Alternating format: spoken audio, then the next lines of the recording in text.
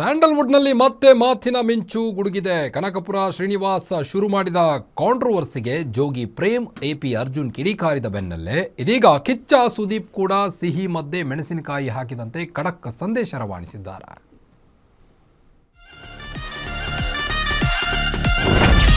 ಸ್ಯಾಂಡಲ್ವುಡ್ನಲ್ಲಿ ಸಿಹಿ ವರ್ಸಸ್ ಮೆಣಸಿನಕಾಯಿ ಡಿಬೇಟ್. ಕನಕಪುರ ಶ್ರೀನಿವಾಸ್ ಮಾತಿಗೆ ಸ್ಯಾಂಡಲ್ವುಡ್ ಶಾಕ್. ಸ್ಯಾಂಡಲ್ವುಡ್ನಲ್ಲಿ ಮತ್ತೆ ಬಿರುಗಾಳಿ ಎದ್ದಿದೆ. ಕಾಟನ್ಪೇಟೆ ಸುದ್ದಿಗೋಷ್ಠಿಯಲ್ಲಿ ನಿರ್ಮಾಪಕ ಕನಕಪುರ ಶ್ರೀನಿವಾಸ್ ಸಿಡಿಸಿದ ಮಾತುಗಳು ಇದೀಗ ಚಿತ್ರರಂಗದೊಳಗೆ ಬೆಂಕಿ ಹಚ್ಚಿದೆ. ವೇದಿಕೆಯಲ್ಲಿ ಆರಂಭವಾದ ಆ ಕಿಡಿ ಈಗ ಫಿಲ್ಮ್ ಚೇಂಬರ್ ದ್ವಾರ ತಟ್ಟಿದ್ದು ಪೊಲೀಸ್ ಠಾಣೆವರೆಗೆ ತಲುಪಿದೆ.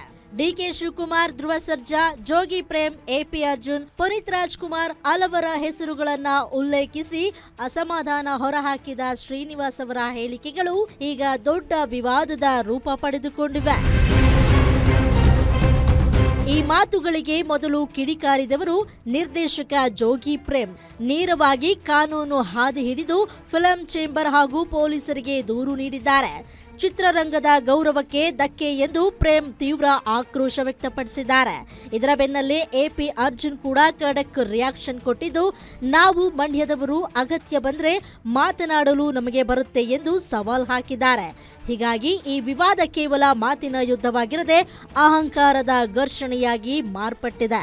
ಆದರೆ ಈ ಸಿಹಿ ನಡುವೆ ಮೆಣಸಿನಕಾಯಿ ಹಾಕಿದಂತೆ ಟ್ವಿಸ್ಟ್ ಕೊಟ್ಟವರು ಕಿಚ್ಚ ಸುದೀಪ್. ಸಿಸಿಎಲ್ ಗೆಲುವಿನ ಸುದ್ದಿಗೋಷ್ಠಿಯಲ್ಲಿ ಲಾಡು ತಿನ್ನುವ ಸಂದರ್ಭದಲ್ಲೇ ವಿಚಾರ ಕೇಳಿ ಬಂದಾಗ ಕಿಚ್ಚ ತಮ್ಮ ಸ್ಟೈಲ್ನಲ್ಲಿ ಉತ್ತರಿಸಿದ್ರು. ನಾವು ಕಪ್ ಗೆಲ್ಲಲು 12 ವರ್ಷ ಕಾದಿದ್ದೇವೆ. ನಮ್ಮ ಉತ್ತರಕ್ಕೂ ಸ್ವಲ್ಪ ಕಾಯಿರಿ. ಇನ್ನೊಂದು ವೇದಿಕೆ ಹತ್ತುತ್ತೇನೆ, ಆಗ ಮಾತನಾಡ್ತೇನೆ. ಈಗ ಲಾಡು ತಿನ್ನುವ ಸಮಯ, ಮೆಣಸಿನಕಾಯಿ ಅಲ್ಲ. ಇದು 30 ವರ್ಷದ ಅನುಭವದ ಮಾತು ಎಂದು ಹೇಳಿದ ಸುದೀಪ್ ಅವರ ಮಾತುಗಳು ಈಗ ಸಖತ್ ವೈರಲ್ ಆಗಿದೆ.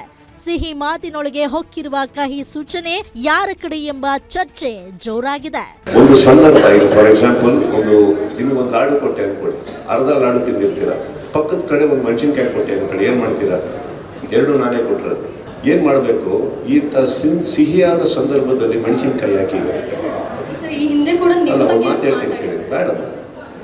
ಇದು ಒಂದು ಸಂದರ್ಭಕ್ಕೆ ಕರೆದಿದ್ದೀನಿ. ನಿಮ್ಮ ಕ್ಯೂರಿಯಾಸಿಟಿನೂ ನಾವು ಹೆಂಗೆ ತಾಳ್ಮೆ 12 ವರ್ಷ ಕಾದು ಕಪ್ಪಿಗೆ ನೀವು ಈ ಉತ್ತರಕ್ಕೂ ಸ್ವಲ್ಪ ಕಾಯಿದೆ. ಇನ್ನೊಂದು ವೇದಿಕೆ ಹತ್ತಿನ ಅವತ್ತು ಮಾತಾಡೋಣ. ಇವತ್ತು ಲಾಡು ತಿನ್ನೋ ಟೈಮ್ ಮೆಣಸಿನಕಾಯಿ ಅಲ್ಲ. ಓಕೆ. ಒಟ್ನಲ್ಲಿ ಕಾಟನ್ಪೇಟೆ ಸುದ್ದಿಗೋಷ್ಠಿಯಿಂದ ಆರಂಭವಾದ ಈ ಮಾತಿನ ಸಿಡಿಲು ಮುಂದಿನ ದಿನಗಳಲ್ಲಿ ಇನ್ನಷ್ಟು ಗಟ್ಟಿಯಾಗಿ ಗುಡುಗುತ್ತದೆಯೇ? ಮತ್ತಷ್ಟು ಸ್ಟಾರ್ಸ್ಗಳು ವೇದಿಕೆಗೆ ಬಂದು ರಿಯಾಕ್ಟ್ ಮಾಡ್ತಾರಾ ಅಥವಾ ಈ ಬಿರುಗಾಳಿ ಶಾಂತವಾಗುತ್ತದೆಯಾ?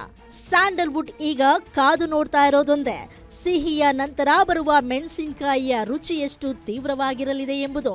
ಕೀರ್ತಿ Patil, film bureau, Guarantee news.